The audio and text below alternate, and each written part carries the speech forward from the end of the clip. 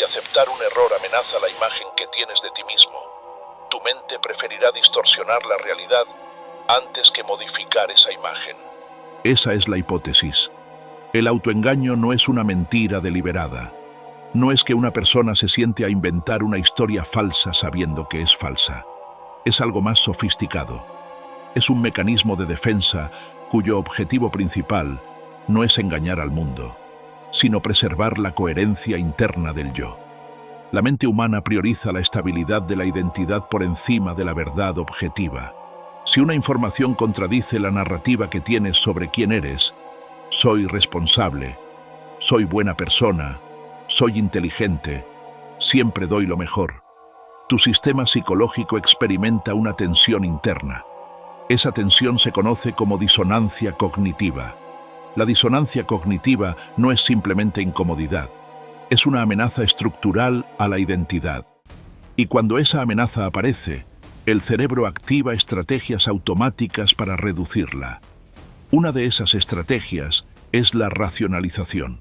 La racionalización no consiste en inventar una mentira absurda, consiste en construir una explicación plausible que preserve tu autoimagen. Por ejemplo, una persona que fracasa en un proyecto puede atribuir el resultado exclusivamente a factores externos, la economía, la mala suerte, la incompetencia de otros, sin analizar sus propias decisiones impulsivas o su falta de preparación. No porque sea incapaz de hacerlo, sino porque aceptar su responsabilidad dañaría la imagen que tiene de sí misma como competente. Otra estrategia es la proyección. La proyección ocurre cuando atribuimos a otros aquello que no queremos reconocer en nosotros. Si alguien tiene tendencias controladoras que contradicen su identidad de persona flexible, puede percibir constantemente a los demás como manipuladores. El conflicto no desaparece, simplemente cambia de lugar. Carl Jung describió este fenómeno dentro del concepto de la sombra. Los aspectos de la personalidad que no encajan con nuestra identidad consciente tienden a permanecer fuera del campo de la conciencia, pero no dejan de influir en la conducta. Lo reprimido no desaparece, opera desde el inconsciente. El autoengaño, entonces, no es un error moral, es un sistema de protección. Desde una perspectiva evolutiva, mantener una identidad coherente es funcional. Un sentido estable del yo permite tomar decisiones rápidas, mantener relaciones y sostener objetivos a largo plazo. El problema aparece cuando esa identidad se vuelve rígida. Una identidad rígida no tolera contradicciones. Y la realidad está llena de contradicciones.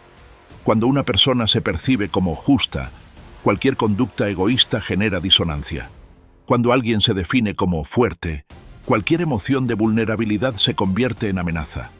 En lugar de integrar esa información y ampliar la identidad, el sistema psicológico opta por distorsionarla. Aquí aparece un punto clave. El autoengaño no opera solo en grandes decisiones.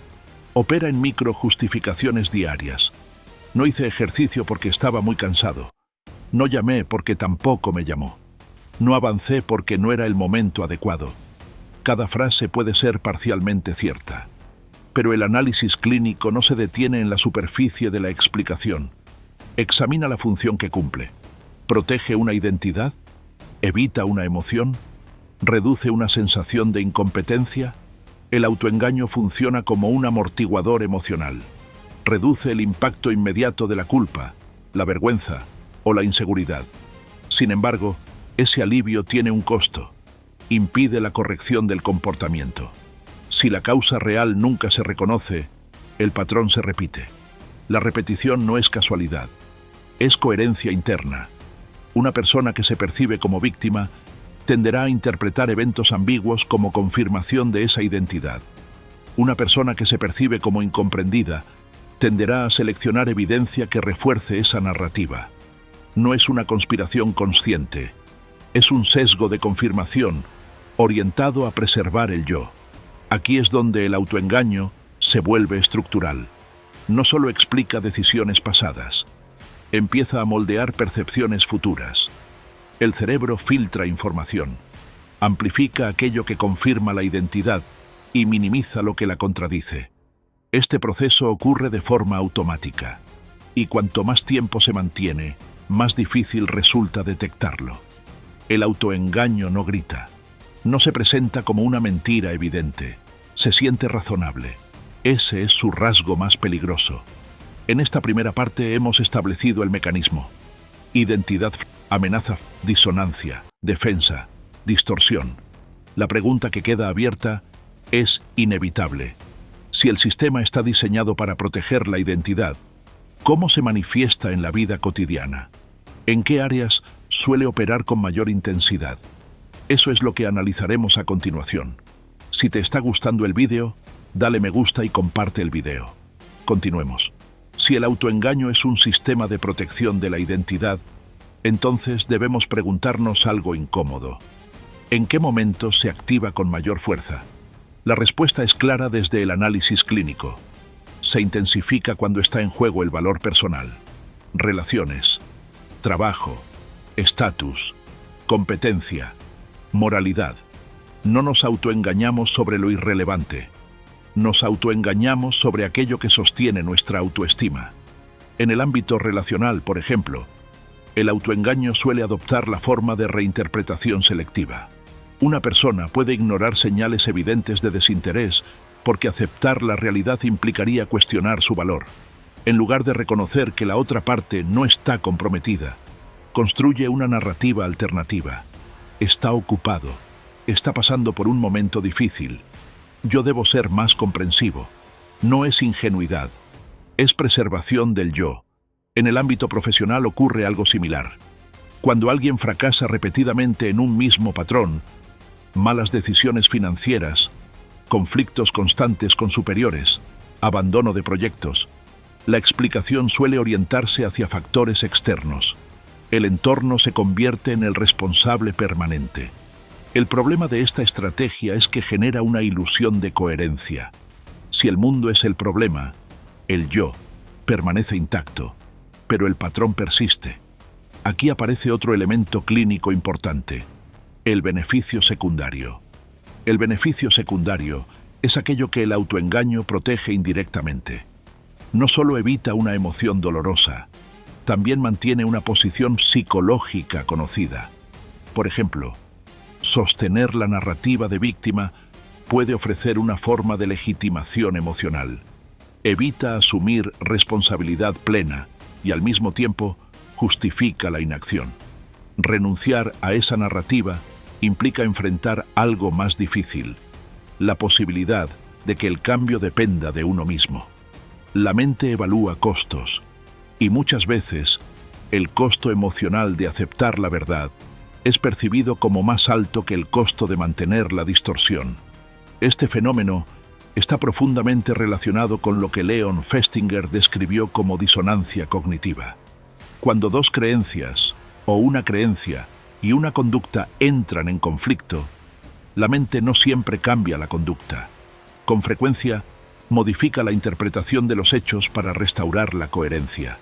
No cambiamos lo que hacemos, cambiamos la historia sobre lo que hicimos. El problema se agrava cuando la identidad se rigidiza. Una identidad flexible puede integrar información nueva. Me equivoqué, fui impulsivo, no supe manejarlo. Esa flexibilidad permite ajuste y crecimiento. En cambio, una identidad rígida percibe cualquier error como amenaza existencial. No es cometí un error, es si acepto esto, dejo de ser quien creo que soy. En ese punto, el autoengaño deja de ser ocasional y se vuelve estructural. Empieza a organizar la percepción completa de la realidad. Se observa entonces un patrón clínico: repetición de conflictos similares en distintos contextos. Cambian las personas, cambian los escenarios, pero el desenlace es familiar. La persona suele decir: siempre me pasa lo mismo. Sin embargo, rara vez formula la pregunta inversa: ¿qué elemento constante aporto yo a este resultado? El autoengaño protege precisamente esa pregunta. Aquí debemos hacer una distinción importante. El objetivo no es eliminar por completo los mecanismos defensivos. Todos los sistemas psicológicos los necesitan en cierto grado. Sin mecanismos de defensa, la exposición constante a la culpa, la vergüenza o la incertidumbre sería abrumadora. El problema no es la defensa, es la falta de conciencia sobre ella. Cuando el autoengaño se vuelve invisible, dirige la conducta sin ser cuestionado. Entonces, ¿cómo se interrumpe el mecanismo? No mediante autoacusación agresiva. Eso solo fortalece la defensa. Si atacas directamente la identidad, el sistema se cerrará con mayor fuerza. La ruptura comienza con observación estructurada. En términos clínicos, se trata de separar identidad de conducta. No eres tu error, eres alguien que cometió un error. Esa distinción reduce la amenaza y permite análisis. Otra estrategia es detectar patrones repetitivos.